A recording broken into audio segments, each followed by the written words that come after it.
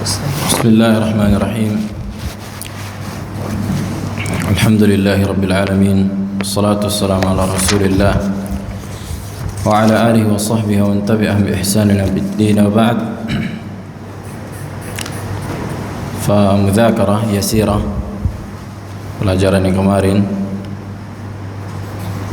bahwa penulis menyebutkan di antara bentuk kesyirikan pada niat, asyirku fi al-iradat.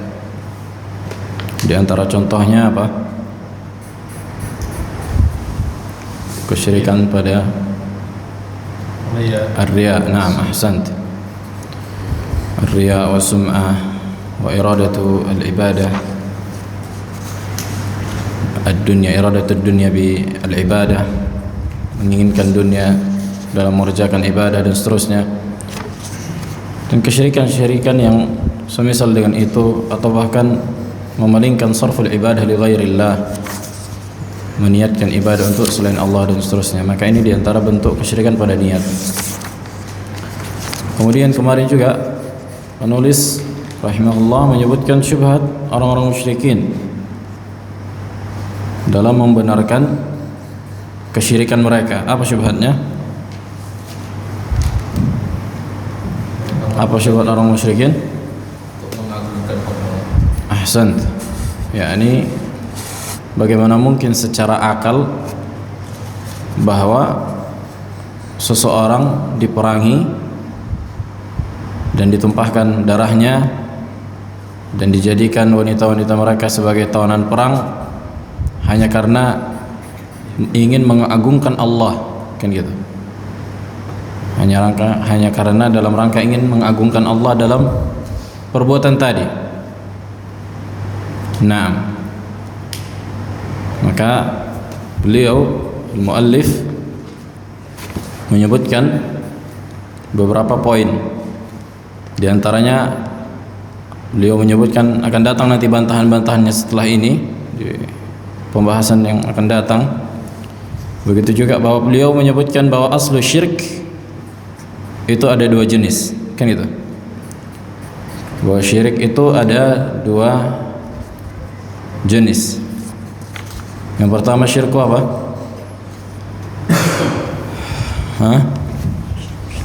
Syirkut ta'til. Naam. Syirkut ta'til, penolakan. Dan ta'til ini ada tiga macam. Nah, apa Ryan?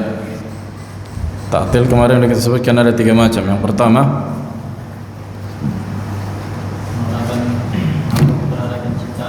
ahsant, ta'til al-masnu' an sani'ihi, menolaknya makhluk dari penciptanya. Dia bilang enggak ada pencipta, seperti Fir'aun, orang-orang ateis, agnostik dan semisal dengan mereka. Yang kedua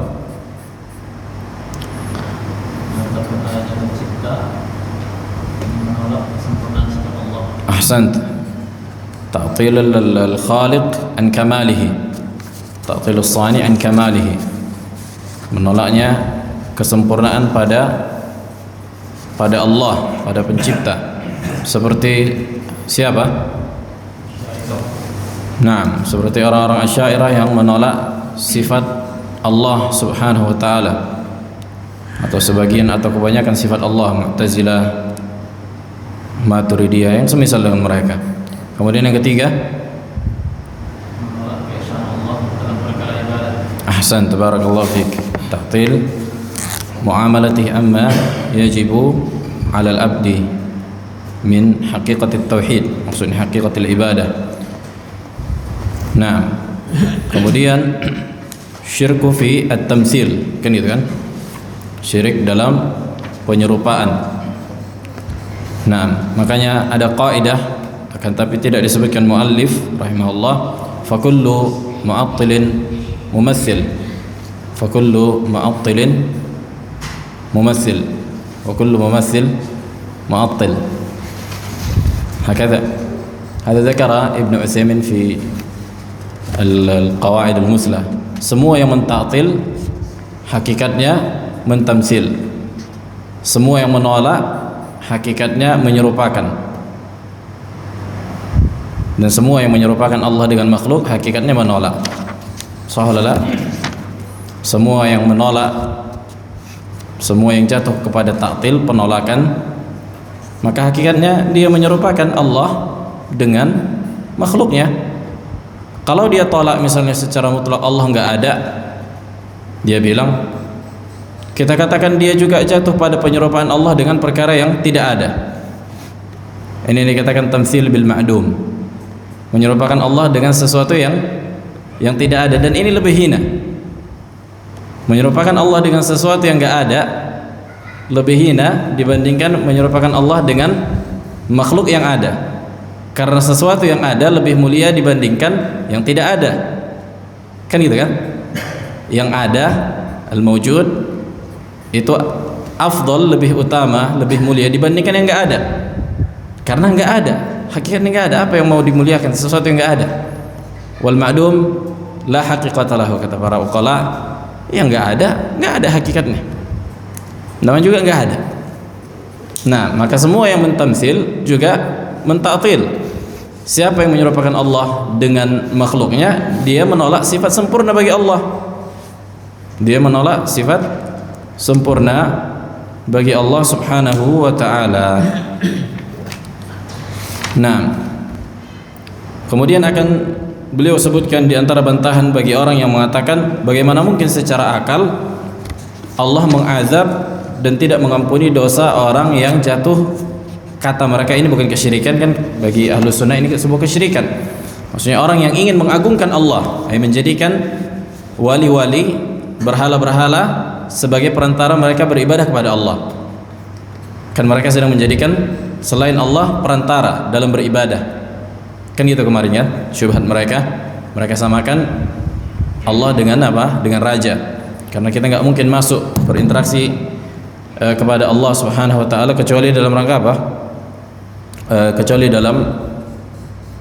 Kecuali dengan perantara. Naam. Fadhal. Iqra. Qala al-muallif wa'lam anna min khasa'isil ilahiyyatil kamalil mutlaq min jami'il wujuhi alladhi la naqsa fihi biwajhin minal wujuh wa dhalika yujibu an takuna al-ibadatu lahu wahdah aqlan wa syar'an wa fitratan. Faman ja'ala dhalika li ghairihi faqad shabbaha al-ghair biman la shabiha lah wa li shiddati qubhihi wa tadammunihi ghayatadz zulm. Akhbara man kataba ala nafsi ar-rahmah annahu la yaghfirhu abada. Ahsant. Qala al-muallif rahimahullah, ketahuilah, kata beliau, bahwa di antara kekhususan pencipta al-ilahiyah, pencipta Rabb yang disembah, itu adalah dia memiliki sifat yang sempurna dari segala sisi. Jadi sifatul kamal, sifat sempurna itu ada dua bentuk. Sifat sempurna itu ada dua bentuk, dua macam, dua jenis, terserah ungkapannya apa. Yang pertama, al-kamalu al-mutlaq, sifat sempurna secara mutlak. Secara mutlak. Apa terjemahan bahasa Indonesia secara mutlak? Secara keseluruhan, kan gitu. Sifat sempurna yang sifatnya secara keseluruhan, yang tidak memiliki kekurangan dari segala sisi. Ini tafsir makna kamalul mutlaq, ay la naqsa fihi biwajhin minal wujuh. Makanya jumlah ini menafsirkan makna kamalul mutlaq, yang tidak memiliki kekurangan dari segala sisi. Nah, ini yang jenis pertama. Yang kedua, jenis sifat sempurna ini al-kamalu an-nisbi, kesempurnaan yang sifatnya relatif. Yang pertama, kesempurnaan yang sifatnya apa? Keseluruhan, yang tidak memiliki kekurangan dari segala sisi. Yang kedua, al-kamal an-nisbi. Apa itu kamal nisbi? Kesempurnaan yang relatif, Relatif, apa makna relatif? Nah, Abu Darda, apa makna relatif? Nah, tapi bagaimana kita menjelaskan kan itu? Kalau ada orang nggak tahu relatif, apa kata relatif? Sebuah keadaan kan gitu kan? Ya, ini apabila ditinjau dari sisi ini dia begini gitu, itu kan relatif. Ya, ini nggak konstan. Konstan itu kan terus menerus. Sementara relatif bisa apa? Naik turun, bisa berubah gitu. Terjadi perubahan, itulah makna pendekatan makna relatif. Bisa berubah, nggak konstan dia. Kebalikan dari relatif apa? Konstan kan? Belajar fisika tuh. Baik. Maknanya apa? Contohnya sifat yang ada pada makhluk, sifat relatif. Sifat yang ada pada makhluk. Contohnya sifat ilmu yang ada pada makhluk. Macam itu. Atau yang lebih jelas, sifat bisa makan pada manusia. Sifat bisa makan. Ini manusia yang normal, itu yang sempurna, dia bisa makan kan gitu. Karena kalau nggak makan apa? Sakit. Bisa tidur. Normalnya manusia, makanya inilah sifat yang apa? Yang relatif bagi manusia. Bisa tidur, bisa makan, dan ini sifat kesempurnaan. Karena orang kalau nggak bisa makan, nggak bisa tidur, makanya berobat. Berarti dia apa? Naqs secara akal dan secara waqi', yang hakikatnya kan gitu. Nah, apabila sifat makan dan sifat tidur disandarkan kepada Allah, maka ini menjadi sifat apa? Sifat naqs, sifat yang kurang. Soalnya betul apa enggak? Nah, makanya Allah nafikan dari dirinya sifat makan dan tidur. Wa huwa yut'imu wa la yut'am. Wa fi al-qira'ah wa huwa yut'imu wa la yat'am. Dan dialah Allah yang memberikan makan dan tidak diberikan makan. Sebagian qira'ah mengatakan, dan dialah Allah yang memberikan makan dan tidak makan. Adapun sifat tidur jelas, la ta'khudhuhu sinatun wa la naum. Dialah Allah yang tidak mendapatkan sifat ngantuk dan tidur. Karena ini sifat yang apa? Yang jelek. Akan tapi bagi manusia normal, ini sifat yang sempurna. Makanya tidur pulas itu adalah sebuah kesempurnaan, sehat berarti. Ini bagi manusia apa? Bagi manusia normal. Inilah contohnya. Nah, adapun Allah Subhanahu wa taala memiliki sifat kesempurnaan yang sempurna dari segala sisi. Sifat yang Allah miliki itu sifat sempurna dari segala sisi. Makanya apabila makhluk mengambil sifat atau memiliki sifat ini atau berusaha meniru sifat ini, maka menjadi sifat yang tercela bagi makhluk tadi. Contohnya sifat sombong, akan datang nanti penjelasannya. Nah, ketika kita mengetahui Allah Subhanahu wa taala memiliki seluruh sifat yang sempurna, maka dari sini lahirlah konsekuensi. Karena Allah satu-satunya zat yang sempurna, maka wajib diibadahi secara apa? Secara akal dan secara syariat dan secara fitrah. Kan gitu. Hakikatnya harusnya bagi orang yang berakal, ketika dia mengetahui bahwa yang paling sempurna hanyalah Allah, maka harusnya dia mengarahkan ibadah hanya kepada zat yang paling sempurna. Kalau dia mengarahkan ibadah kepada zat yang sama dengan dia, misalnya sama makhluk, berarti ada rusak pada logika dan akalnya. Kenapa dia menyembah sesuatu yang sama dengan dia? Kenapa dia menyembah sesuatu yang sama dengan dia, bahkan lebih hina dari dia, sebagaimana yang dilakukan orang musyrikin menyembah berhala. Hal tasma'unakum au yadurrun, apakah mendengar kalian, au yanfa'unakum, mereka enggak meyakini demikian. Makanya Allah sebutkan bahwa mereka orang-orang yang rusak akalnya dan fitrahnya. Nah, maka siapa yang menjadikan selain Allah sebagai tempat beribadah, mengarahkan ibadah, maka sungguh dia menyamakan Allah dalam perkara ibadah tadi. Dia rusak logikanya berarti. Makanya kata beliau, wali syiddati qubhihi wa tadammunihi ghayatul zulm, dan ini adalah bentuk kejelekan yang paling jelek dan kezaliman yang paling besar, dan sebagaimana yang Allah kabarkan bahwa Allah mewajibkan rahmat, sifat rahmat bagi dirinya, begitu pula Allah tidak mengampuni orang yang melakukan kesyirikan, karena kesyirikan adalah sebesar-besarnya kezaliman.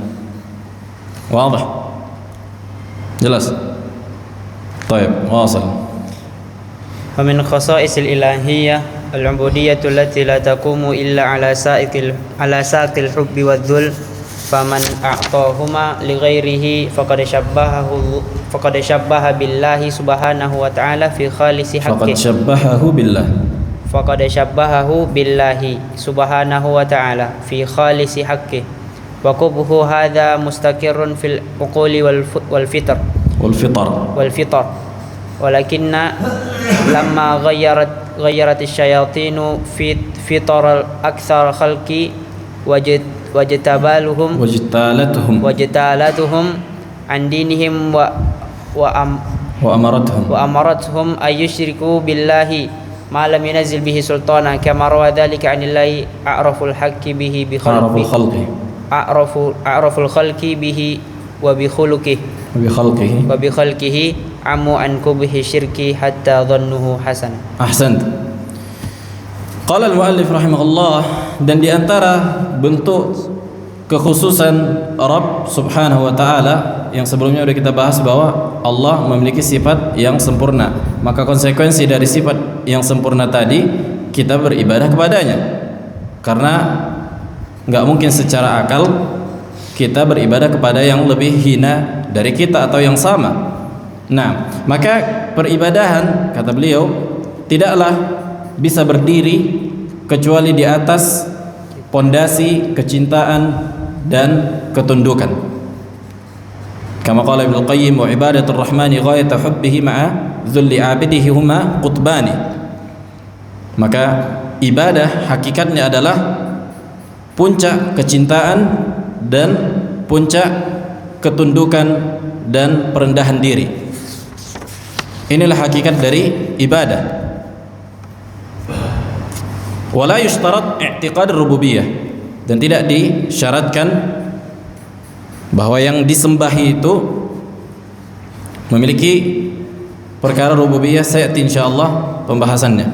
Baik, maka siapa yang memberikan dua perkara tadi, ghayatul hubb wadzul, ini puncak kecintaan dan puncak ketundukan kepada selain Allah, maka sungguh dia menyamakan yang selain Allah tadi dengan Allah pada hak yang harusnya ini menjadi milik Allah, kan gitu. Puncak kecintaan dan puncak ketundukan hanya boleh diarahkan kepada Allah. Nah, diarahkan kepada selain Allah, maka hakikatnya dia menyamakan Allah dengan makhluk tadi. Dan kejelekan ini, kata beliau, qubh hadza mustaqirrun fil uquli wal fitr. Ini telah didapati di akal manusia dan fitrah manusia yang masih sehat. Tuh. Akan tetapi syaitan merusak akal mereka dan merusak fitrah mereka. Nah, sehingga memerintahkan mereka untuk melakukan kesyirikan kepada Allah, yang dimana kesyirikan itu tidak diturunkan dari langit ilmunya. Nah, dan perbuatan itu membuat mereka buta dari keburukannya, sehingga mereka menganggap kesyirikan adalah kebaikan. Jadi saking rusaknya akal dan fitrah mereka, mereka anggap bahwa kesyirikan adalah kebaikan. Saking rusaknya akal dan fitrah mereka. Nah, ومن خصائص الألوهية السجود فمن سجد لغيره فقد شبهه به. Ahsan. Qala min khasais al-ilahiyah, dan di antara kekhususan peribadatan adalah bentuk peribadatan, di antaranya adalah sujud. Maka barang siapa yang sujud kepada selain Allah, maka dia menyamakan yang dia sujudi tadi kepada selain Allah dengan Allah.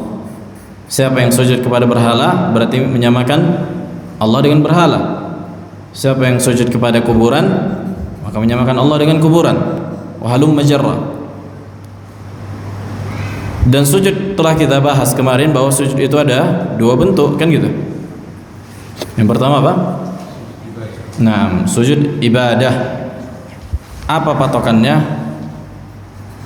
Kapan dikatakan sujud itu ibadah? Gimana Bang Tahjud? Kapan dikatakan sujud ibadah? Enggak, sujud kapan menjadi ibadah?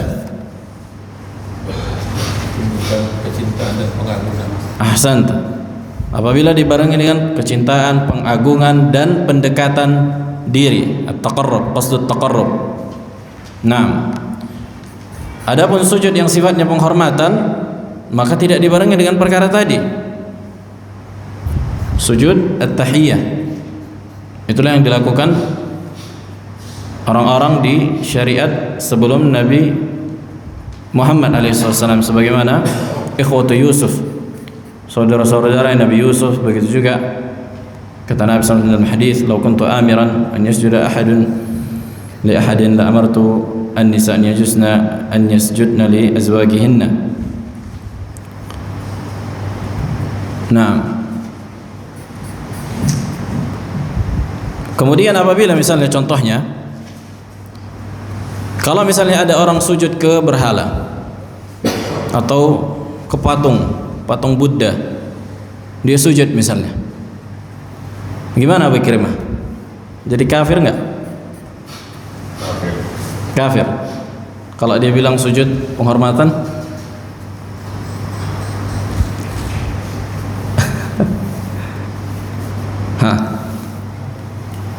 Aba Aqil, kafir juga. Berarti nggak ada bedanya antara penghormatan dan ibadah.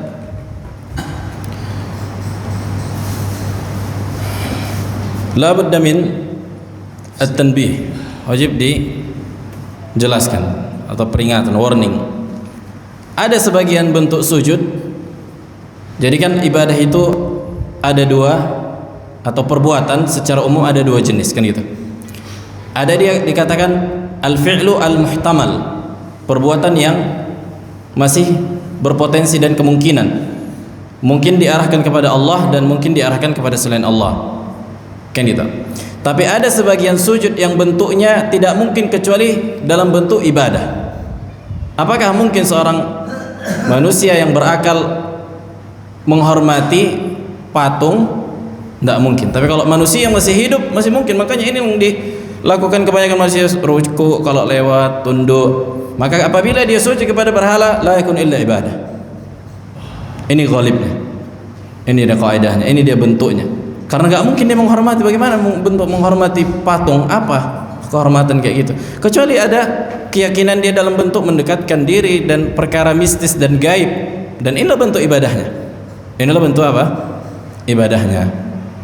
Wadih wala wadih? Jelas. Jadi kalau sujud, makanya ada sebagian bentuk sujud yang enggak terjadi kecuali dalam bentuk ibadah. Contohnya ini, sujud kepada benda-benda mati. Karena enggak mungkin secara akal apa? Dia menghormati. Bagaimana menghormati batu? Misalnya menghormati patung Buddha misalnya atau berhala. Kecuali dalam rangka apa? Ibadah, kan gitu.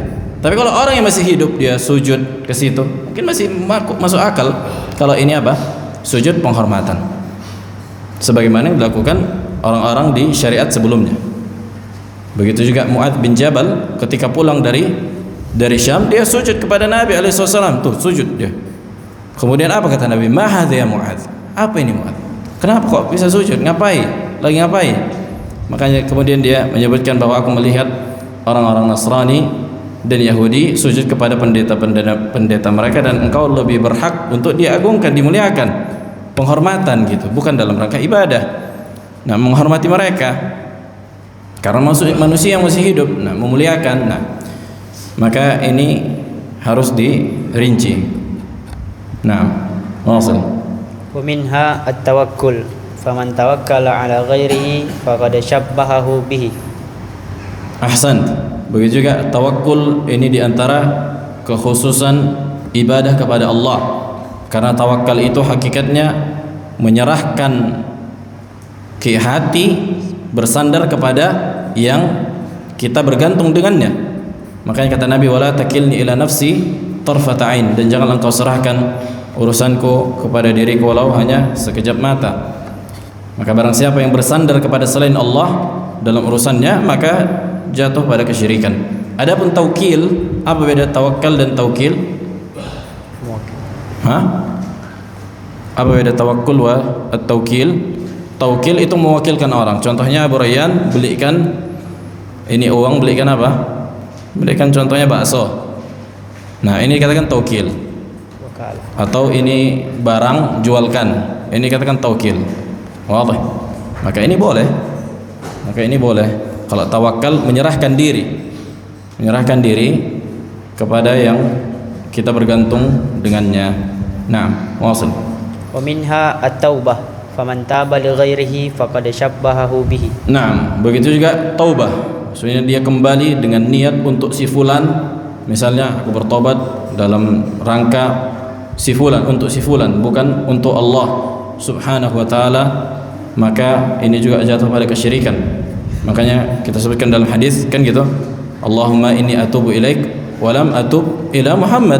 Ya Allah, aku bertobat kepadamu, bukan bertobat karena Muhammad alaihi wasallam. Kemudian kata Nabi apa? Arafa al-haq li ahli. Nah.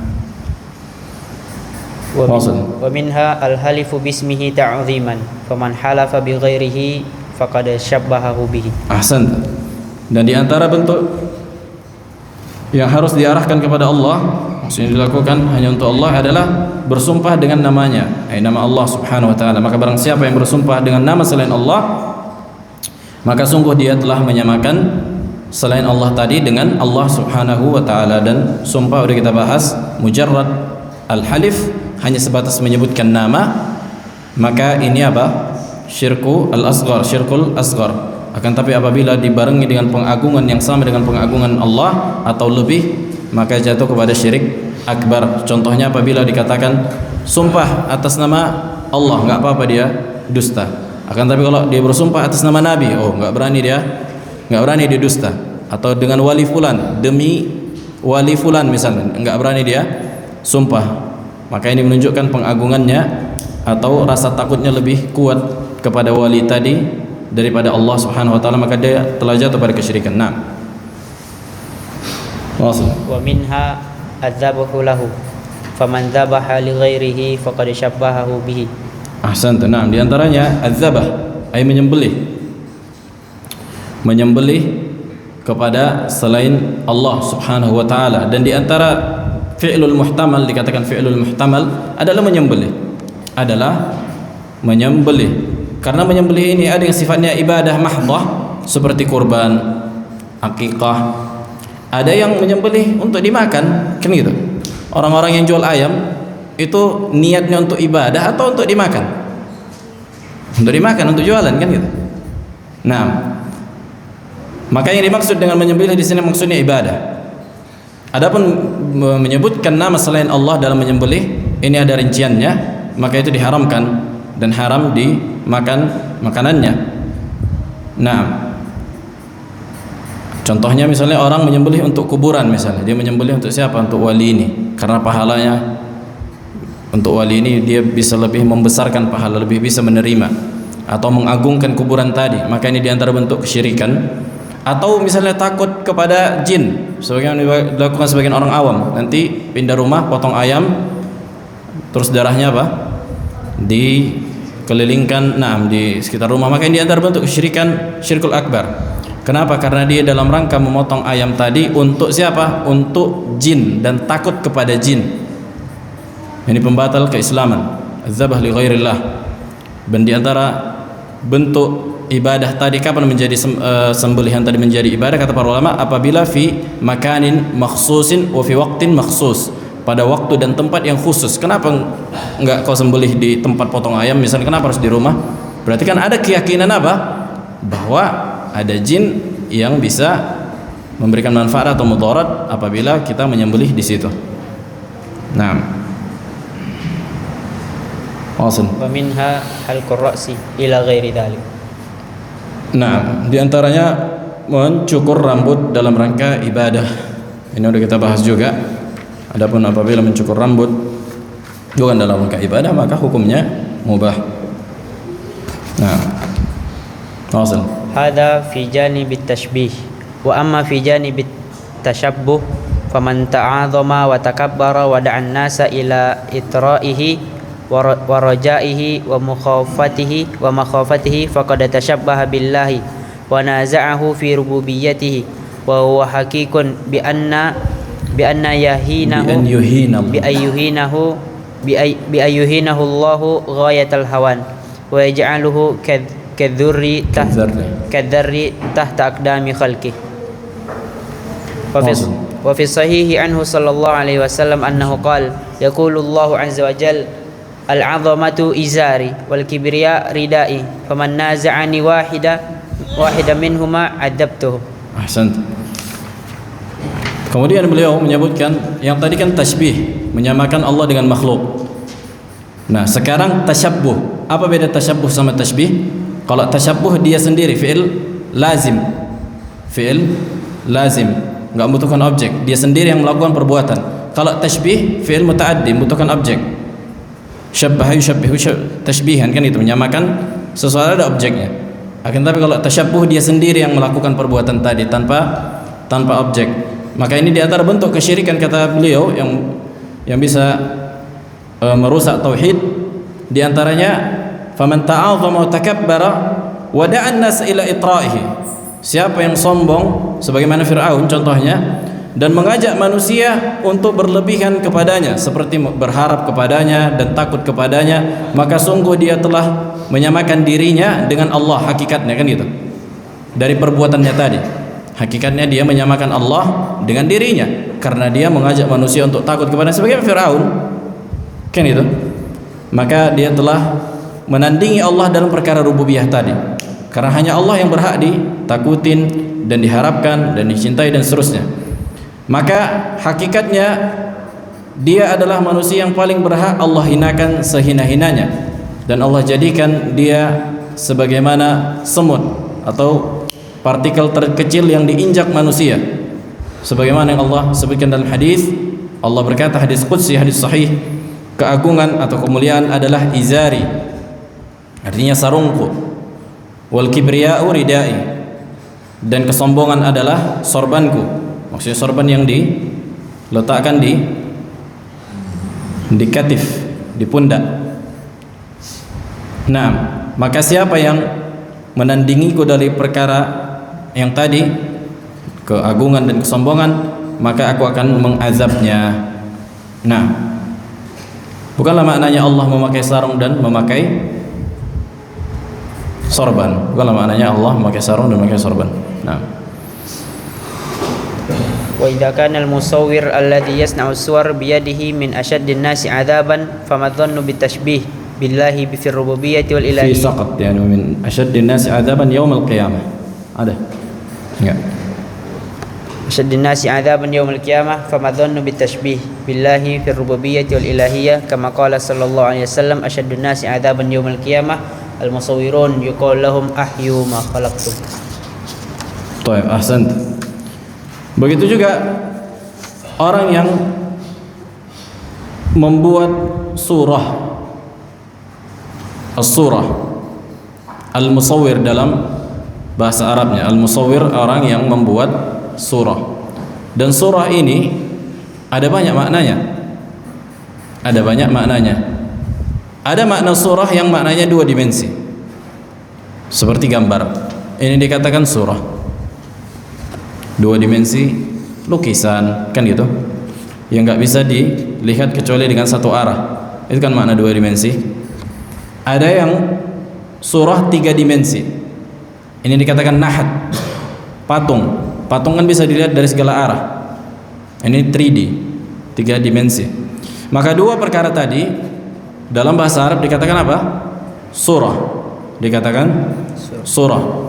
Dan dua-duanya apabila dilakukan dengan tangan seperti menggambar manusia atau membuat patung manusia yang bernyawa dan berruh dan gambarnya utuh, maka ini muharram. Maka ini muharram dan masuk ke dalam ancaman hadis. Nah, adapun apabila dengan alat kamera dan seterusnya, ini menjadi khilafiyah di kalangan para ulama mu'asirin. Wal amru fihi wasi'. Wal amru fihi wasi', dan perkara itu luas, dan fatwa para ulama Syekh bin Baz dan seterusnya mereka lebih merajihkan bolehnya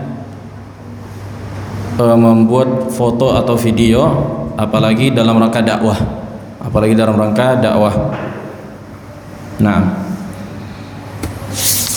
tapi kalau bisa dihindari sebisa mungkin perkara yang tidak ada hajah, misalnya ada orang selfie pakai foto profil, ini dihindari, dan ini diantara bentuk tasahul bisurah.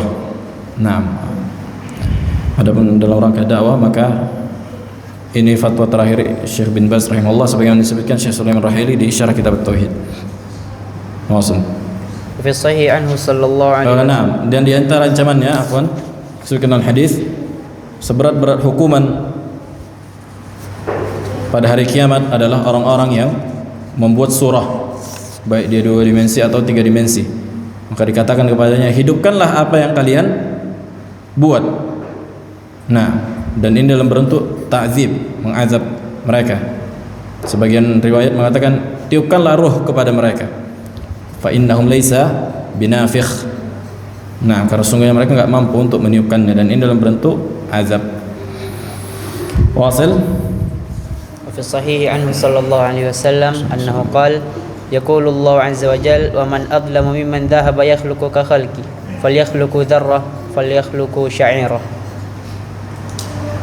Wasil. Fanabbahahu bi dharrah wa sya'irah ala ma huwa a'dhamu minha. Ahsan. Kemudian disebutkan juga dalam hadis, masih berkaitan dengan surah, Allah Subhanahu wa taala berkata, dan siapa yang lebih zalim dari orang yang melakukan perbuatan seperti perbuatanku, yakni musyabahatul khalq, kan itu, menyerupai penciptaan. Artinya orang yang membuat patung atau gambar makhluk bernyawa, maka hendaknya dia apa? Hendaknya dia membuat atau menggambar al-dzarrah. Apa makna dzarrah? Jagung.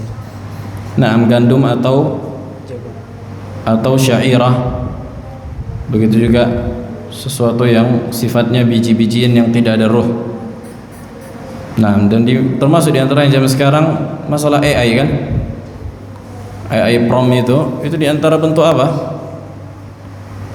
Masuk dalam ancaman ini. Jadi AI pakai prom, kemudian muncul apa? Manusia.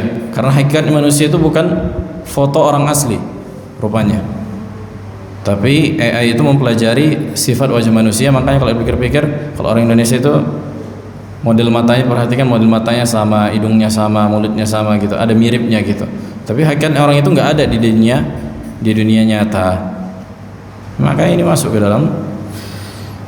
dalam larangan. Nah, maksud azan belum? Maksud. Fanabbahu bidzurrati wa syai'. Wa kadzalika man tashabbaha bihi ta'ala fil ismi alladhi la yanbaghi illa lahu kamalakil muluk wa hakimul hukam wa qadil qudah wa nahwi. Faqad thabata fi sahihi 'an an-nabi sallallahu alaihi wasallam annahu qala inna akhna al-asma'i 'inda Allahi rajulun tusamma bishahan shah malikil muluk la malik illa Allah. Wa fi lafadz aghyadu rajulin indallah rajulun tusamma bil malikil amlak. Ahsanta. Kata beliau, di antara bentuk perkara bentuk menyerupai Allah, kan gitu. Ini yang diharamkan, yang enggak boleh, adalah membuat nama yang nama tadi mengandung pengagungan, yang dimana pengagungan ini, nama ini khusus menjadi milik Allah Subhanahu wa taala, seperti raja dari seluruh raja, dan hakim dari seluruh hukam, dan qadhi dari seluruh qadhi, yang semisal dengan itu. Nah, kalau nggak ada contohnya insan kamil, manusia yang sempurna, ini juga diantara perkara yang diharamkan, ada unsur tazkiyah di situ. Nah, apalagi nama yang menjadi kekhususan bagi Allah, Hakimul Hukam, hakim dari seluruh hakim, Malikul Muluk. Nah, sebagaimana disebutkan dalam hadis, sesungguhnya nama yang paling dimurkai Allah, manusia yang membuat namanya atau membuat panggilan atau membuat nama orang lain Syahansyah, artinya Malik Al-Muluk, raja dari seluruh raja.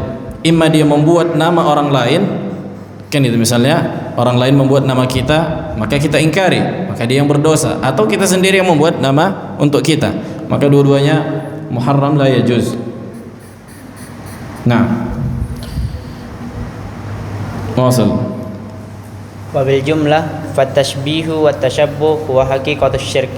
Wa kadzalika kana man dhanna annahu idza taqarraba ila ghairihi bi ibadati ma yuqarribuhu dzalikal ghair ilaihi ta'ala fa innahu yukhti'u li kaunihi syabbahahu bihi wa akhadha ma la yanbaghi ay yakuna illa lahu fa asyraka ma'ahu subhanahu fihi ghairahu bi fabakhasahu subhanahu haqqahu fa hadha qabihun aqlan wa syar'an wa lidzalika lam yusyri' wa lam yaghfir fa'lam li fa'ilihi fa'ilahu.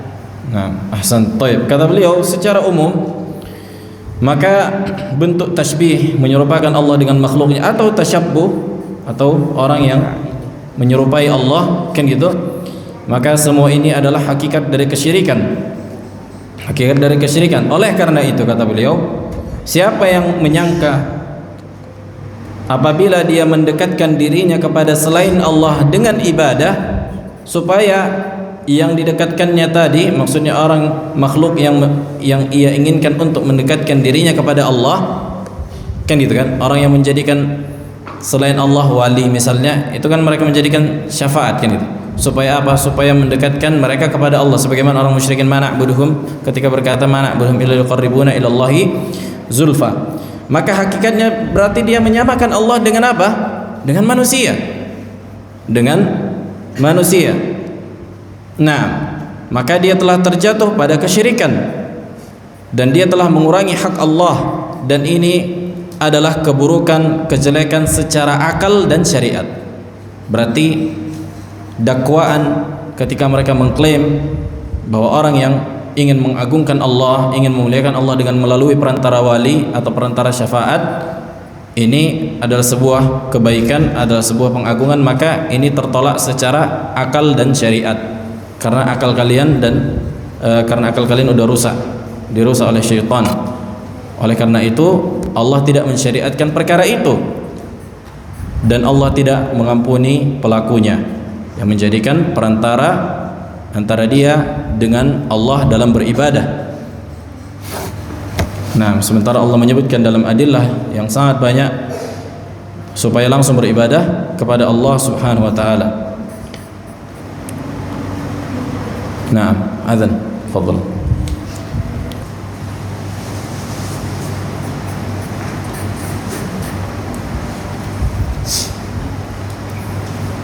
Naam, wasil sekali lagi. Wa'lam anna alladhi dhanna anna ar-rabb subhanahu wa ta'ala la yasma'u lahu wa la yastajibu lahu illa biwasitati tutli'uhu ala dhalik أو تسأل ذلك منه فقد ظن بالله ظن السوء فإنه إن ظن أنه لا يعلم أو لا يسمع إلا بإعلام غيره له وإسماعه فذلك نفي لعلم الله ولسمعه وكمال إدراكه وكفى بذلك ذنبا. وإن ظن أنه يسمع ويرى ولكن يحتاج إلى من يلينه wa yu'attifuhu alaihim faqad asa'a dhanni bi ifdali rabbih wa birrihi wa ihsanihi wasi'atin wa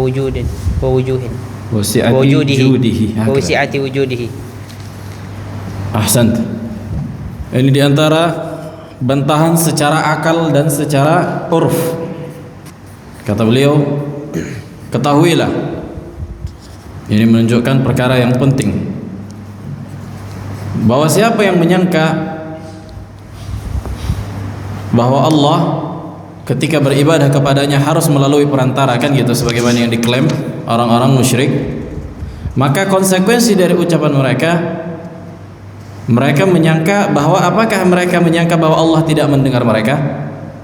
Harus pakai perantara dulu. Au la yastajibu illa biwasitah. Nah, artinya nggak bisa mengijabah doa kecuali ada orang perantara makhluk yang mengantarkan doa mereka kepada Allah. Maka sungguh orang yang demikian telah berprasangka buruk seburuk-buruknya kepada Allah. Dan ini diantara prasangka buruk yang sifatnya kekufuran.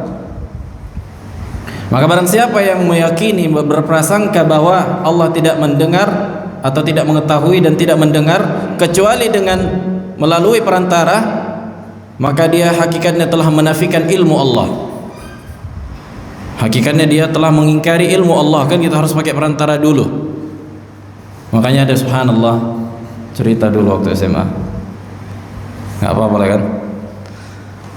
Ada guru agama sampai yang lucunya, subhanallah, ini diantara tala'ub syaitan. Jadi dia bilang menghadiahkan apa? Masalah menghadiahkan amalan kepada mayit. Walaupun ada terjadi perselisihan di antara para ulama masalah menghadiahkan amalan. Jadi intinya dia bilang ada kawannya meninggal namanya si fulan. Taib, contohnya kita buat namanya Abdullah bin Muhammad. Kemudian kawannya ini membuat acara sedekah makan bubur Abdullah bin Muhammad, tapi dengan niat nama orang lain. Dengan niat, maksudnya dia niatkan untuk nama orang lain yang masih hidup, bukan yang mati. Kemudian yang masih hidup, yang namanya yang dia niatkan itu terap-terap bubur katanya. Katanya terap-terap bubur, kenyang dia katanya. Tuh, inilah lihat manfaatnya menghadiahkan apa? Menghadiahkan amalan ini katanya. Begitulah maksudnya, kalau dia benar diarahkan namanya tadi kepada orang yang mati tadi, mungkin dia udah kenyang di kuburan sana, gitulah kira-kira. Wallah. Berarti kan dia menyangka Allah itu apa? Nggak tahu apa niat manusia. Oh, ini bahaya. Konsekuensi dari keyakinan ini menyangka berarti Allah tidak tahu, sampai salah alamat kayak gitu. Ini kan fi ghayatil jahl.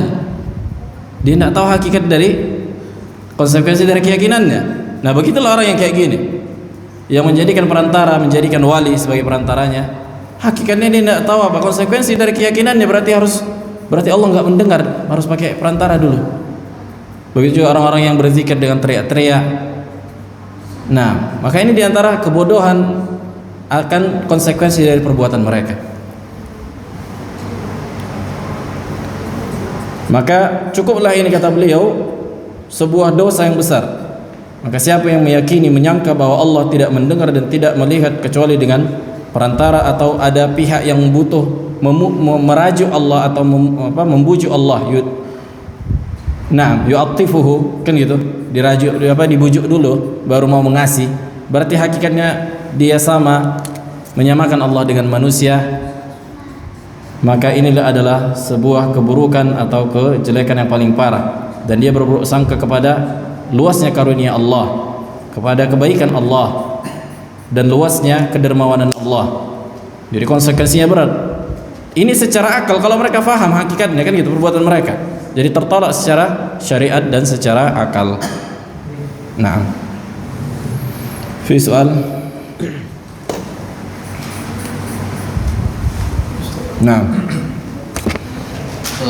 Apa hukumnya Ustaz, seorang yang bernazar dan sering kita jumpai di masyarakat, kalau nanti terjadi seperti ini, aku akan membotakkan kepalaku sampai cukup habis.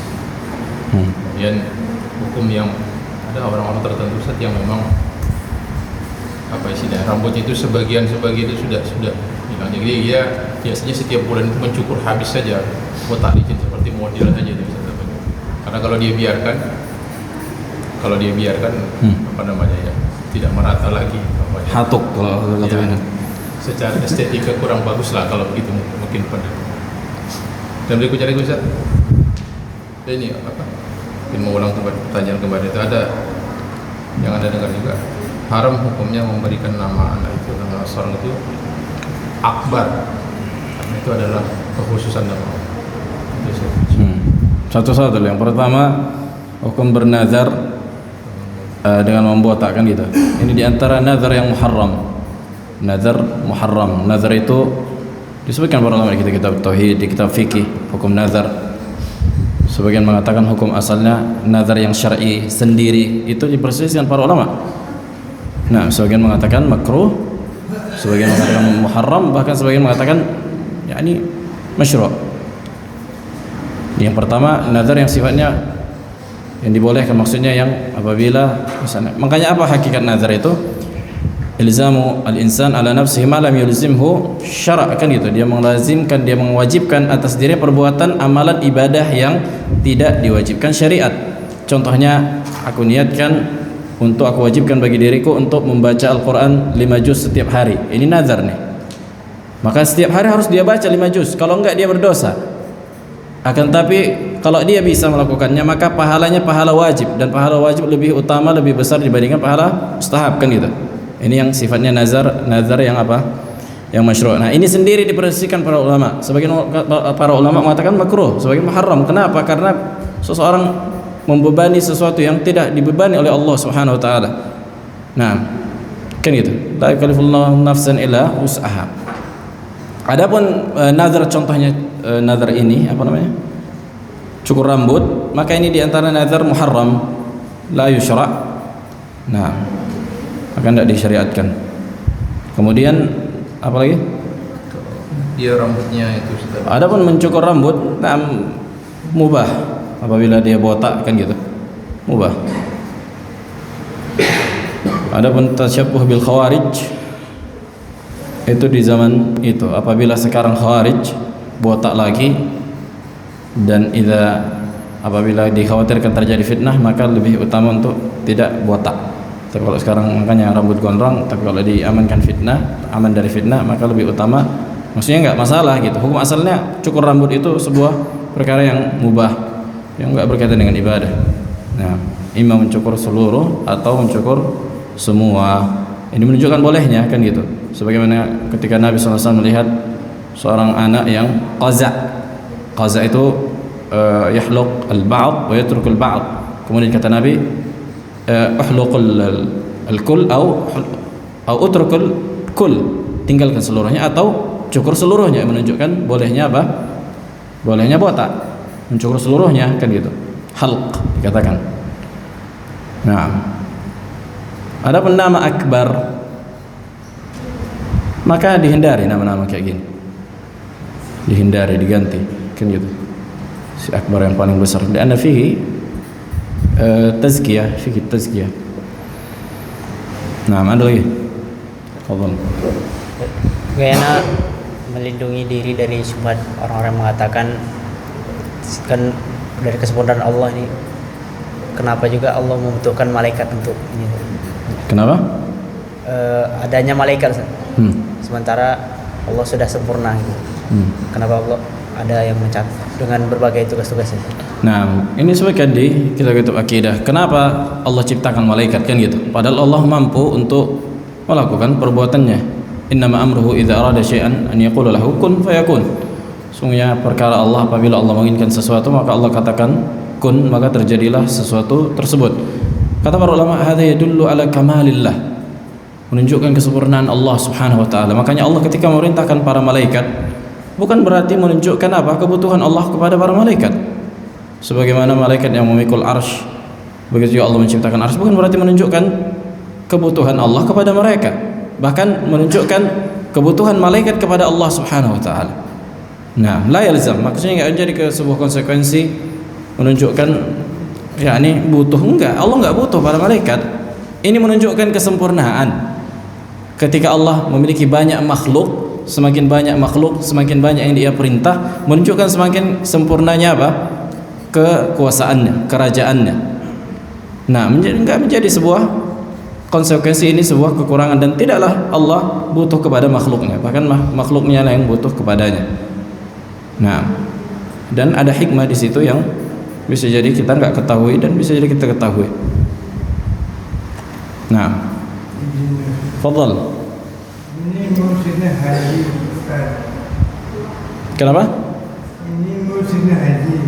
Ada kakak haji berangkatnya haji, turunnya setiap malam Jumat mengumpulkan orang baca Yasin ngirim doa ngerti makan. Kayak mana hukum? Beda. Hukumnya beda. Mengumpulkan orang setiap malam Jumat. Setiap malam Jumat supaya rapang katanya dia. Bid'ah. Supaya apa? Supaya selamat. Naam, hadza minal bid'ah. Tidak pernah dilakukan Nabi dan para sahabat, bahkan mereka lebih berat safarnya. Orang zaman dulu kalau safar itu hitungannya mati udah. Karena binatang buas, qutta'ut turuq, para pembegal. Enggak kayak zaman sekarang, udah pakai lampu, pakai AC, pakai pesawat. Bahkan sudah dikunjungi. naam, diingkari malah. Harusnya diingkari, kasih tahu kalau itu diantara amalan yang bid'ah, yang apa yang berbahaya. Nah, nggak boleh kita ikuti amalan bid'ah. Nah, satu lagi terakhir. Kita juga sering punya apa namanya, nama yang ma'ruf juga di kalangan kita, di Syah Alam atau Alam Syah itu. Itu bagaimana itu? Ya. Makanya dilihat maknanya, apa makna alam syah, kan gitu. Apa maknanya? Anak nggak tahu apa makna. Alam makhluk, kan gitu. Makhluk yang mulia. Maksudnya nama-nama kayak gini dihindari gitu. Karena ada tazkiyah, kan gitu. Ada fikih tazkiyah. Maksudnya pensucian. Makanya sebaik-baik nama seperti dalam hadis, habbul ism ilallah Abdullah Abdurrahman, yang menisbahkan kepada ta'bid, dikatakan ta'bid. Nah, kemudian nama para anbiya. Nama para anbiya. Ini disebutkan Ibnu Qayyim di Tuhfatul Maulud. Makanya kalau ngasih nama anak, nama yang menisbahkan kepada ta'bid, hamba Allah gitu. Atau nama para anbiya, atau nama para sahabat. Atau nama para sahabat. Alhamdulillah.